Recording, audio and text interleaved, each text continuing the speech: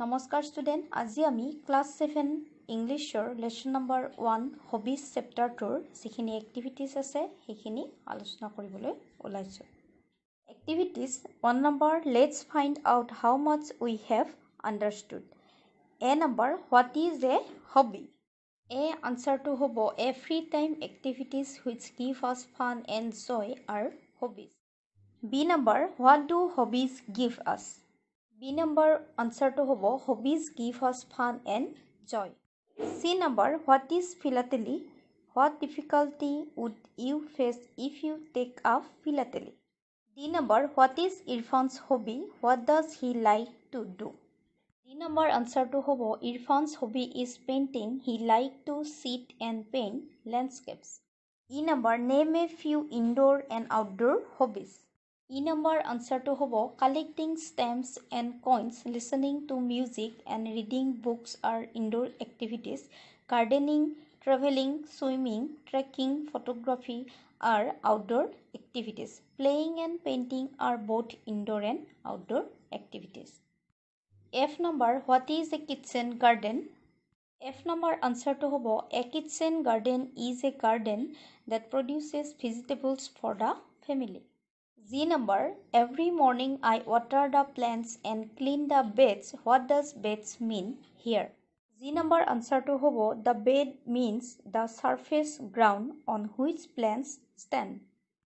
2 number a synonym is a word that has the same or nearly the same meaning as another word. Example happy, joyful.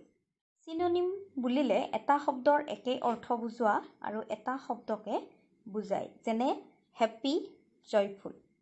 From the box below, choose words which are synonyms of the given words and write each synonym next to the word in the blanks below.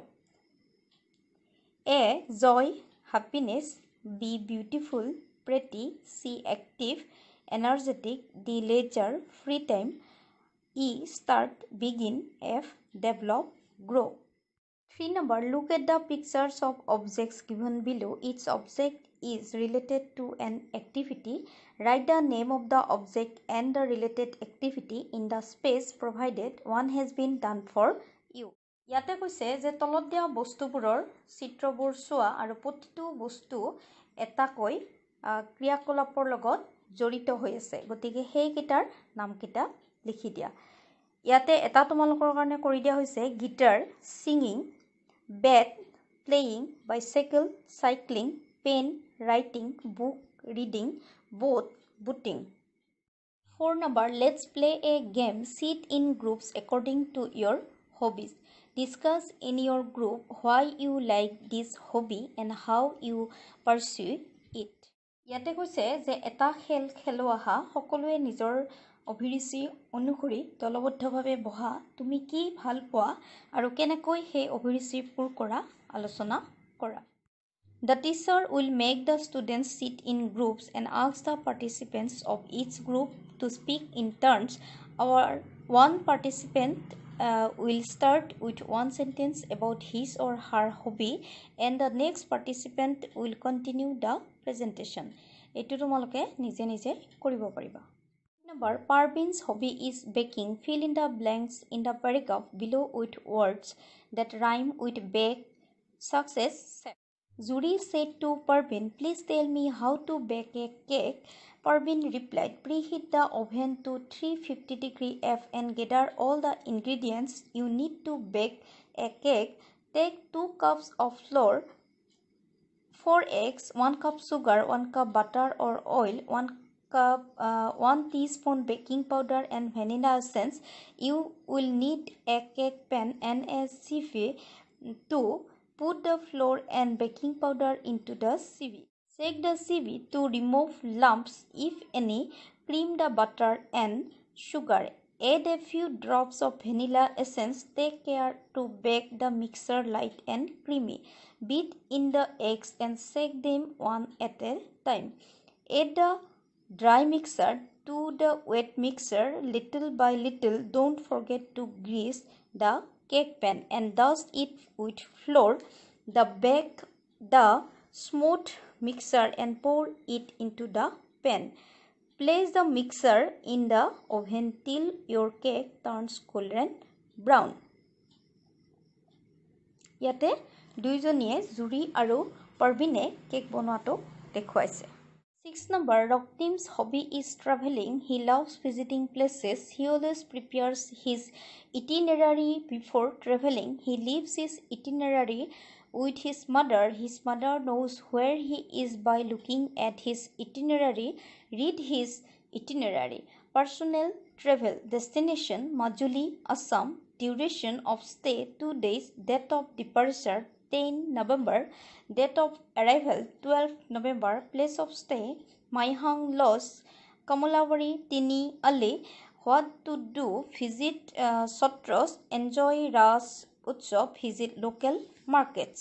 An itinerary is a plan of a journey. It is a travel plan where you will go, when you will be there, what you will do, etc.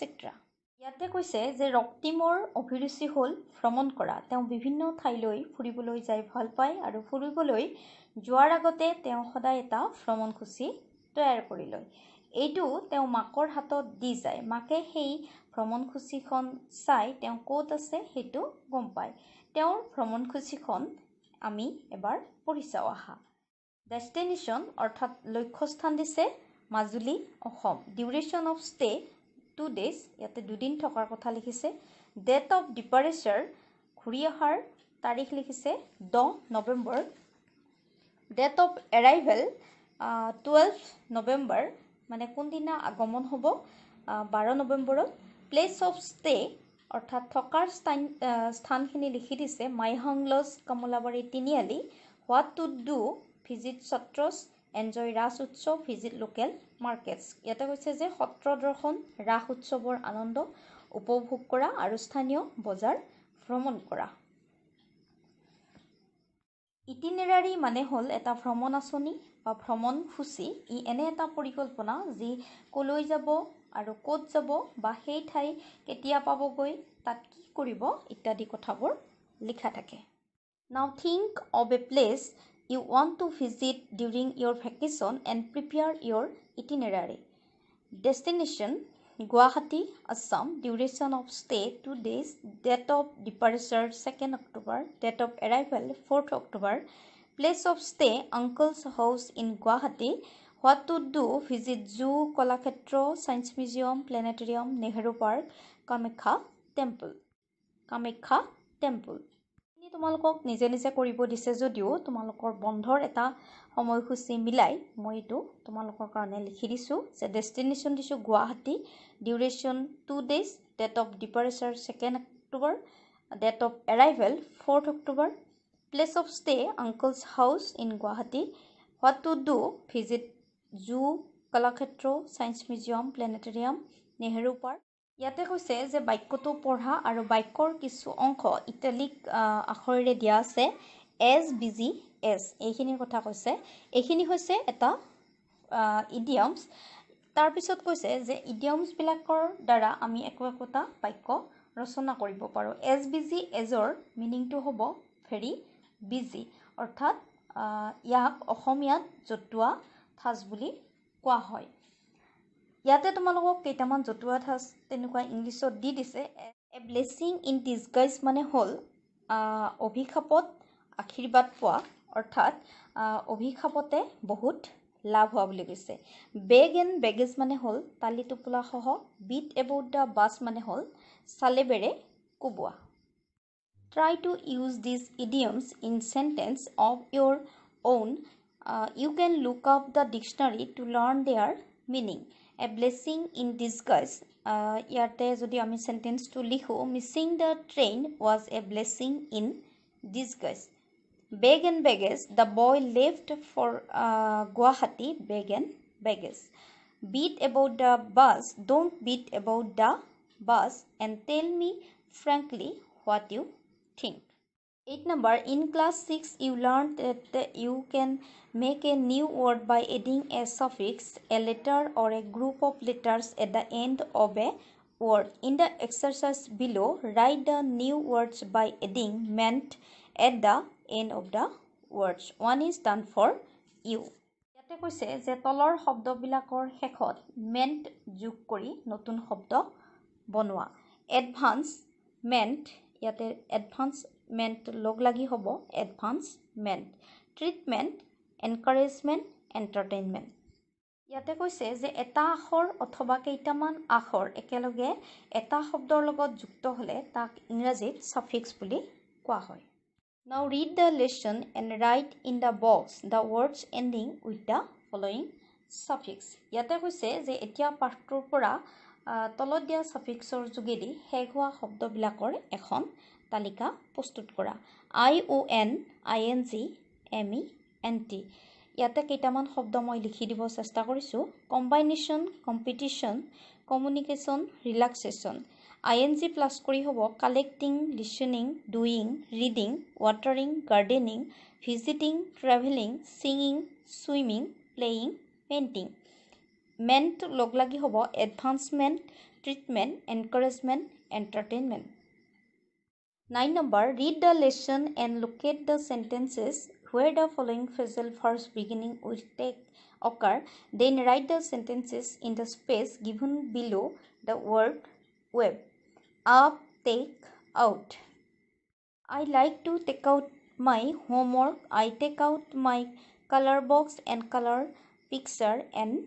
busy myself we can keep ourselves busy and active if we take up a hobby try to frame sentences of your own using these phrasal verbs Rohim has taken up drawing as his hobby I took out the picture from the album ইয়াতে প্ৰথম কেইটাত tech out বা tech up ব্যৱহাৰ কৰি বাক্য লিখিব দিছে আৰু ইয়াতে ফ্ৰেজেল ভাৰ্বত বাক্যকেইটা লিখিব দিছে এইখিনি আছিল হবিজ লেসনটোৰ এক্টিভিটিজখিনি ইয়াৰ পৰা নিশ্চয় তোমালোকে অলপ হ'লেও উপকৃত হ'ব পাৰিবা বুলি মই আশা কৰিলোঁ ধন্যবাদ